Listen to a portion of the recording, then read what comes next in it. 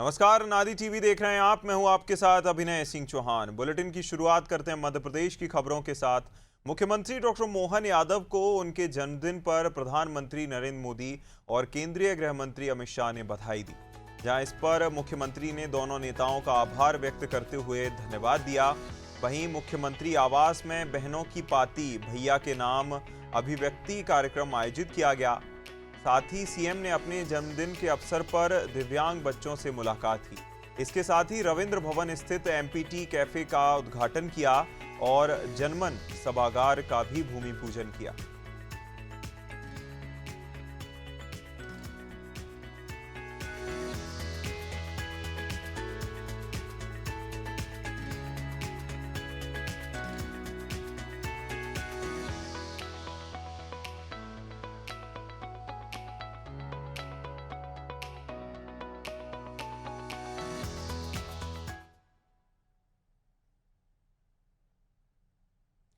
मध्य प्रदेश के मुख्यमंत्री डॉक्टर मोहन यादव को उनके जन्मदिन पर प्रधानमंत्री नरेंद्र मोदी और केंद्रीय गृह मंत्री अमित शाह ने बधाई दी।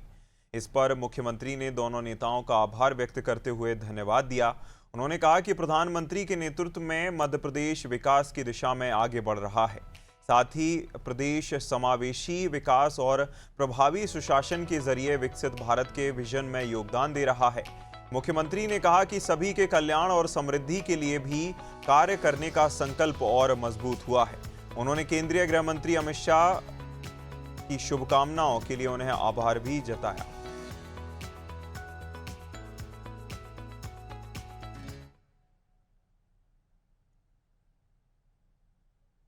मध्य प्रदेश के मुख्यमंत्री डॉक्टर मोहन यादव का जन्मदिन राजधानी भोपाल में खास अंदाज में मनाया गया। जहां मुख्यमंत्री आवास में बहनों की पाती भैया के नाम अभिव्यक्ति कार्यक्रम आयोजित किया गया, जिसमें बड़ी संख्या में महिलाओं ने शामिल होकर उन्हें शुभकामनाएं दी। इस मौके पर मुख्यमंत्री ने कहा कि ये सिर्फ उनका जन्मदिन नहीं बल्कि बहनों के आशीर्वाद का दिन है। उन्होंने कहा कि सरकार बनने के बाद से लगातार बहनों का स्नेह मिल रहा है। जहां जल्द ही बहनों की पंचायत आयोजित कर उनसे विस्तार से चर्चा की जाएगी। मुख्यमंत्री ने यह भी कहा कि प्रधानमंत्री नरेंद्र मोदी के नेतृत्व में देश आगे बढ़ रहा है और बहनों के आशीर्वाद से प्रदेश भी लगातार प्रगति कर रहा है।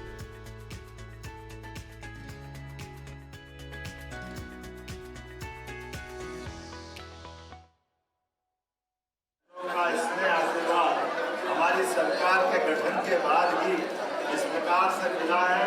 पूरे देश के लिए प्रदेश सबसे आकर्षक प्रदेश इस माध्यम से है और अब तो और आनंद आ रहा है जब हमारे लिए आज जन्मदिन भले ही मेरा हो, लेकिन वास्तव में बहनों के आशीर्वाद का दिन है।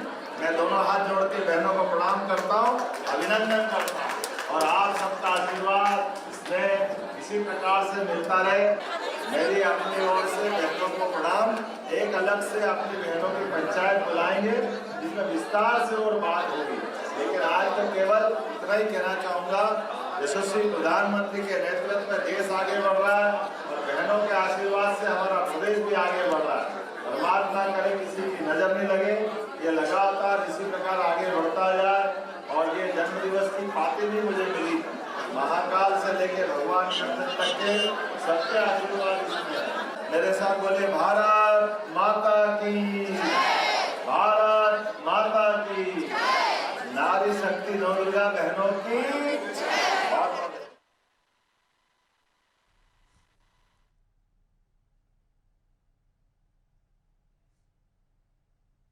मध्य प्रदेश के मुख्यमंत्री डॉक्टर मोहन यादव ने अपने 61वें जन्मदिन के अवसर पर सादगी और सेवा का संदेश देते हुए दिव्यांग बच्चों से मुलाकात की।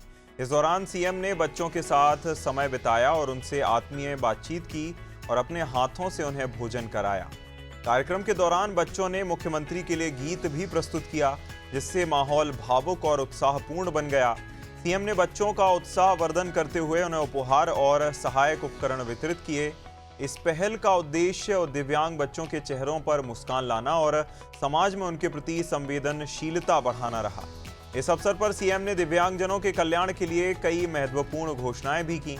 उन्होंने कहा कि राज्य सरकार समाज के हर वर्ग के उत्थान के लिए प्रतिबद्ध है और दिव्यांगजन सशक्तिकरण उनकी प्राथमिकताओं में शामिल है।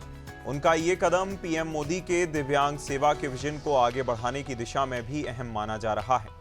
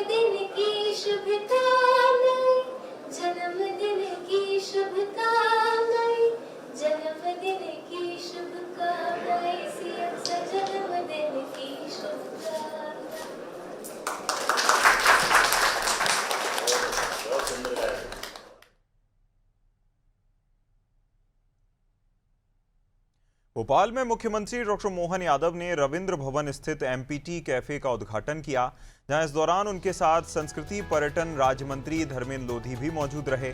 कार्यक्रम में मुख्यमंत्री ने दिव्यांग बच्चों के साथ समय बिताया और उनके साथ अपना जन्मदिन भी मनाया। बच्चों ने गीत और कविताएं प्रस्तुत कर माहौल को खास बना दिया और उनकी लंबी उम्र की कामना की। मुख्यमंत्री ने बच्चों के उज्जवल भविष्य और समाज में उनकी सहभागिता पर भी जोर दिया। इसके साथ ही उन्होंने नौरादेही नेशनल पार्क में चीतों के लिए बने नए बाड़े की सौगात देने की बात कही। साथ ही किसानों के लिए सस्ती और दिन में बिजली देने की योजना का भी जिक्र किया।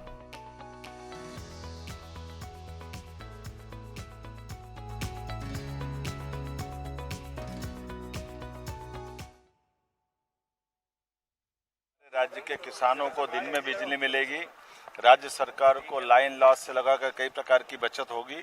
लगभग 1200 करोड़ से ज़्यादा की बचत महीने के हर साल के लिए हमारे बजट में होगी और इसमें भागीदार भी हमारे अपने राज्य के ही बाकी निवेशक है। कभी 4000 मेगावाट तक का ये दिया है और मुझे इस बात की प्रसन्नता कि सबसे सस्ती बिजली पूरे देश में मध्य प्रदेश में उत्पन्न हो रही है।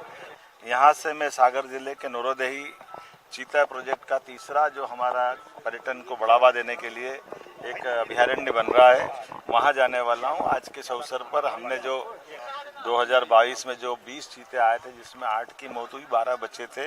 अब वो बढ़ते बढ़ते अभी अब 8 दोबारा भी आए, लेकिन हमारे यहाँ भी तीसरी पीढ़ी उनकी आ गई। ऐसे में लगभग 53 से ज़्यादा चीते हो गए। तो गांधी सागर, नौरोदेही, पालनपुर, कूनो, ये सभी क्षेत्रों में हम पर्यटन को बढ़ावा देने के लिए और इकोसिस्टम को ठीक करने के लिए इस पे काम कर रहे हैं।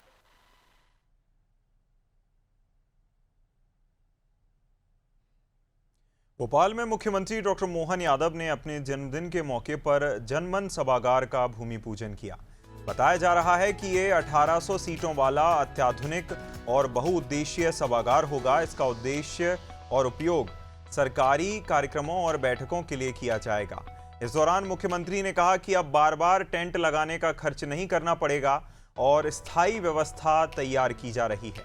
वहीं उन्होंने बताया कि ये सभागार उस सभी प्रकार के आयोजनों के लिए सुविधाजनक होगा।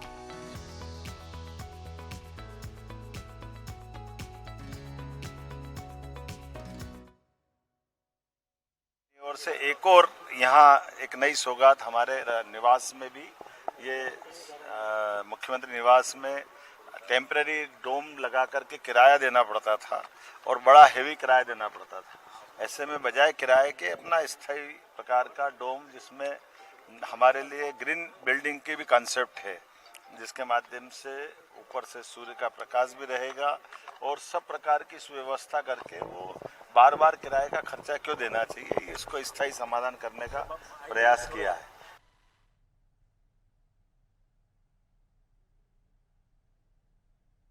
सागर स्थित वीरांगना रानी दुर्गावती टाइगर रिजर्व में मुख्यमंत्री डॉक्टर मोहन यादव ने अपने जन्मदिवस के अवसर पर वन्य जीव संरक्षण की दिशा में बड़ी पहल की है। इस दौरान उन्होंने संरक्षित प्रजाति के 14 कछुओं को बामनेर नदी में विमुक्त किया और चीतों के पुनर्वास के लिए बनाए जाने वाले सॉफ्ट रिलीज बोमा का भूमि पूजन किया।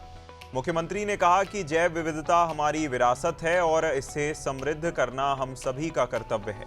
उन्होंने कहा कि प्रदेश सरकार जंगलों और जल स्रोतों को मजबूत बनाकर वन्य प्राणियों और जलीय जीवों के संरक्षण के लिए लगातार काम कर रही है। मुख्यमंत्री ने बताया कि आने वाले समय में नौरादेही टाइगर रिजर्व मध्य प्रदेश में चीतों का तीसरा सुरक्षित आवास बनेगा, जिससे बुंदेलखंड क्षेत्र को नई पहचान मिलेगी और वन्यजीव पर्यटन को भी बढ़ावा मिलेगा। उन्होंने कहा कि इससे न केवल जैविक संतुलन मजबूत होगा बल्कि स्थानीय लोगों को रोजगार के नए अवसर भी मिलेंगे। कछुओं के संरक्षण पर जोर देते हुए उन्होंने कहा कि साफ नदियों में इनकी मौजूदगी पारिस्थितिक संतुलन के लिए बेहद जरूरी है।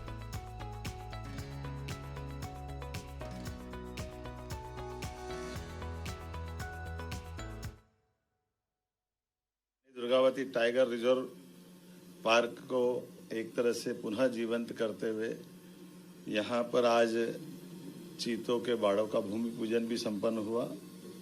भविष्य में नौरादेही हमारा वैसे तो मध्य प्रदेश का सबसे बड़ा टाइगर रिजर्व पार्क है। सतपुड़ा, कान्हा, पेंच, इन सब से इसकी सीमाएं भी मिलती है और विविध प्रकार की प्रजातियों के लिए सबसे अनुकूल माहौल कहीं अगर है तो इस नौरादेही टाइगर रिजर्व पार्क में है। ऐसे में यहाँ चीतों की पुनर्वसाहट की योजना का तीसरा ये हमारा नया बसेरा बनेगा। मुझे इस बात की प्रसन्नता के बीते समय हमने 25 कछुए पालनपुर कूनों में छोड़े थे, 53 घड़ियाल छोड़े थे और 5 दुर्लभ गिद्धों को भी हमने रिहा करके खुले आकाश में उड़ने के लिए पहुंचाया। ये सभी प्रकार के जीवों के संरक्षण को लेकर हमारी प्रतिबद्धता भी है।